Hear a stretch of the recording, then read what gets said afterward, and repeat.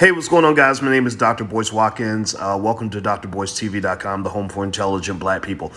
I want to talk about this whole situation with the stimulus check.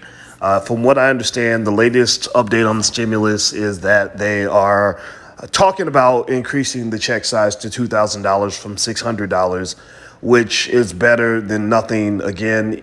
And it's even better than nothing because 600 is technically better than nothing. So I guess this is better than nothing, but it's still close to nothing. It's still nothing compared to what people actually need in order to get by. And I think that we can all agree that your government is kind of fundamentally screwed up. It's pretty terrible. So what they're doing with the stimulus check now is they're playing more games. Senator Mitch McConnell out of my home state of Kentucky actually blocked the $2,000 checks, which the Democrats actually overwhelmingly approved, and a lot of Republicans approved. A lot of people are struggling because of the pandemic. A lot of people can't get ahead financially. They're falling further and further behind, and your government does not care. But here's the deal. Here's what I want to break down for you on this whole situation with the stimulus check. Look, the American people don't really need stimulus checks and welfare and government assistance and to depend on the government. What the people actually need is they need an actual economy, and they need a government that facilitates the creation of an actual economy.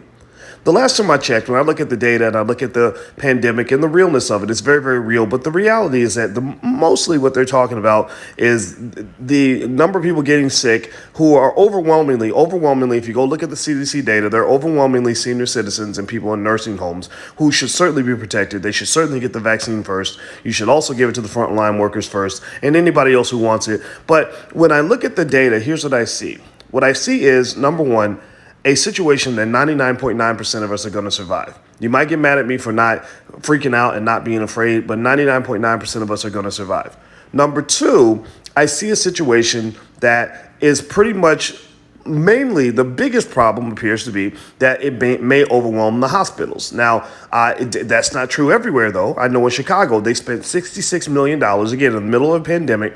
Our mayor worked with our governor, who basically put $66 million in building an extra field hospital at this massive building called the McCormick Center. And guess what? They didn't even use it. They barely used it. So what I'm saying is that people need an economy. They need us to give guidance as a government on ways that people can be safe and get back to living their lives. A way that they can be safe and still get back to making an adequate income. A way they can be safe and not have to sit around and pray to Jesus for a $600 check. That's what people need. People need an economy. They need a government. All this other stuff is ridiculous and it's driving me crazy. So I'll keep you updated. Make sure you subscribe and also go to allblackeconomics.com to get a free copy of my book. See you later. Bye-bye.